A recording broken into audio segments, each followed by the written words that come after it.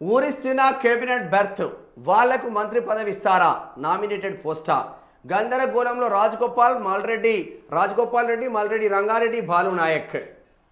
మంత్రి పదవి కోరిన సుదర్శన్ రెడ్డి, ప్రేమ్ సాగర్ రావు నామినేటెడ్ పదవులతో సరిపెట్టిన అధిష్టానం. మిగిలినవి రెండే పోస్టులు మంత్రివర్గ ప్రక్షాళన టైంలో భర్తీ. అప్పుడే విజయశాంతి, మదన్ మోహన్, ఆది శ్రీనివాసులకు ఛాన్స్ ఉండబోతున్నారంట. కాంగ్రెస్ పార్టీ అధికారంలోకి వచ్చినప్పటి నుంచి మంత్రి పదవి కోసం ఆశలు పెట్టుకున్న ఎమ్మెల్యేలు సుదర్శన్ రెడ్డి, ప్రేమ్ సాగర్ రావులకు అధిష్టానం నామినేటెడ్ పదవులు ఇచ్చి సర్దుబాటు చేసింది. దీంతో మిగతా ఆశావాహులు రాజగోపాల్ రెడ్డి, మల్రెడ్డి రంగారెడ్డి, బాలు నాయక్ టెన్షన్లో ఉన్నారు. తమకు సైతం మంత్రి పదవులు ఇవ్వకుండా నామినేటెడ్ పదవులు ఇస్తారేమోననే ఆందోళనలో ఉన్నట్లు తెలిసింది. అయితే ప్రస్తుతం ఖాళీగా ఉన్న 2 మంత్రి పదవులను కేబినెట్ ప్రక్షాళన సమయంలో భర్తీ చేయాలని అప్పుడే మిగతా ఆశావాహులకు అవకాశం ఇవ్వొచ్చని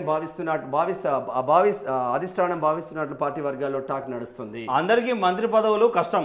సుదర్శన్ రెడ్డి, ప్రేమ్ సాగర్ రావులు కేబినెట్లోకి వెళ్లేందుకు ఆశపడ్డారు. కానీ సామాజిక జిల్లాల సమీకరణ నేపథ్యంలో ఆ ఇద్దరికి మంత్రి పదవి ఇవ్వడం సాధ్యం కాలేదు. అందుకని ప్రత్యామ్నాయంగా సుదర్శన్ రెడ్డికి ప్రభుత్వ సలహాదారిగా, ఇక ప్రేమ్ సాగర్కు సివిల్ సప్లై కార్పొరేషన్ చైర్మన్ పదవిని ఇచ్చారు. అయితే ఆ ఇద్దరి మాదిరిగానే మొదటి నుంచి కోమటిరెడ్డి, రాజగోపాల్ రెడ్డి, మల్రెడ్డి రంగారెడ్డి, బాలు నాయక్ మంత్రి పదవి కోసం ఆశగా ఎదురు చూస్తున్నారు. కానీ అందరికీ మంత్రి పదవులు ఇవ్వడం కష్టమని, ఇతర పదవులు తీసుకొని సంతృప్తి చెందాలని అధిష్టానం సంకేతాలు ఇచ్చినట్లు తెలిసింది. సామాజిక జిల్లాల సమీకరణాలను దృష్టిలో పెట్టుకొని పదవుల భర్తీ ఉంటుందని, అనవసరంగా రాద్ధాంతం చేయొద్దని క్లారిటీ ఇచ్చినట్టు సమాచారం.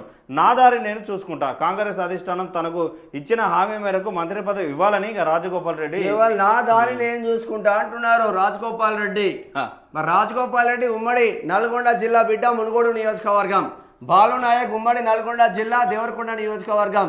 ఇబ్రహీంపట్నం ఎమ్మెల్యే మల్రెడ్డి రంగారెడ్డి జిల్లా, ఇబ్రహీంపట్నం నియోజకవర్గం, రంగారెడ్డి జిల్లా. మరి ఇటువంటి బిడ్డలకు, కష్టపడ్డ బిడ్డలకేమో మంత్రి పదవులు రాకపోయా. సరే, ఈయనను పక్కన పెట్టు, ఈయన బీజేపీకి పక్కన పెట్టు. మరి ఇటువంటి బిడ్డలకేమో మంత్రి పదవులు రాకపోయా. కేవలం ముస్లిం ఓట్లు గంప గుర్తగా కొట్టేయడానికి మీరు మంత్రి పదవులు ఇవ్వట్టే. కేసీఆర్కి ఇదే టాక్టిక్స్ మొదలు పెట్టిండు. హుజరాబాద్లో ఈటల రాజేందర్ను బొంద పెట్టడానికి దళిత బంధుని తీసుకొచ్చిండు. ఆ దళిత బంధు తీసుకోవడం పక్కన పెట్టే ఓటుకు 6,000 వంచిండే. అప్పుడు ఓటుకు 6,000 వంచినా మళ్ళీ ఈటల రాజేందర్ గెలిచిండు.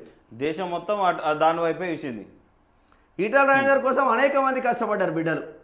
ఇవట్టు ఉంటుంది కథ. అందుంచే ప్రజలు కొట్టే దెబ్బ ఎట్లుంటుందో చూస్తారు మీరు. కాంగ్రెస్ అదే జరుగుతుంది. ఓడిపోతే మాత్రం మీ వైఫల్యమే, నవీన్ యాదవ్ వైఫల్యం కాదు. గెలిస్తే నవీన్ యాదవ్ గెలిచినట్టే కుటుంబం. మరి వీళ్ళకు వస్తాయా ఇప్పుడు పాపం? ఇవే సలహాదారుగాను ఇంకేదో 1 2 3 4 5 అవుట్. ఇప్పుడు బీసీ రాగం మళ్ళా. పొద్దున్న లేస్తే బీసీ కాంగ్రెస్. ఇప్పుడు ఎప్పుడు ఎవరైనా బీసీ ఉన్నాడానే? సుదర్శన్ రెడ్డి, ప్రేమ్ సాగర్ రావు వెల్మ బిడ్డ, రాజగోపాల్ రెడ్డి, బాలు నాయక్ ఎస్టీ బిడ్డ, మల్రెడ్డి రంగారెడ్డి. 1 2 3 ముగ్గురు ఉండే అప్పుడు మైనార్టీకి ఇస్తాయి. ఇప్పుడు ఆ మైనార్టీ 1 2 3 4 5 6 ఇట్లా ఎవడన్నా బీసీ ఉన్నాడా? ఒక్కడన్నా బీసీ ఉన్నాడా? మళ్ళా ఎట్లున్నా చూడు మన దగ్గర కథ. పొద్దున్న లేస్తే మరి ఎందుకు చెప్పుకోవాలి బీసీ బీసీ బీసీ బీసీ అని? మన పదవులు ఇయ్యనప్పుడు ఎందుకు మన రాగం? దేశంలో అట్లనే పాడా, రాష్ట్రంలో అట్లనే పాడా. అంతే. మళ్ళీ బీసీ పైన ఏమైనా దాడులు జరిగితే ఎవడన్నా ఖండిస్తున్నారా? బీసీ నాయకులు దుర్మార్గులు అంటే ఎవడు పోతలేడు ఒక్కడు కూడా.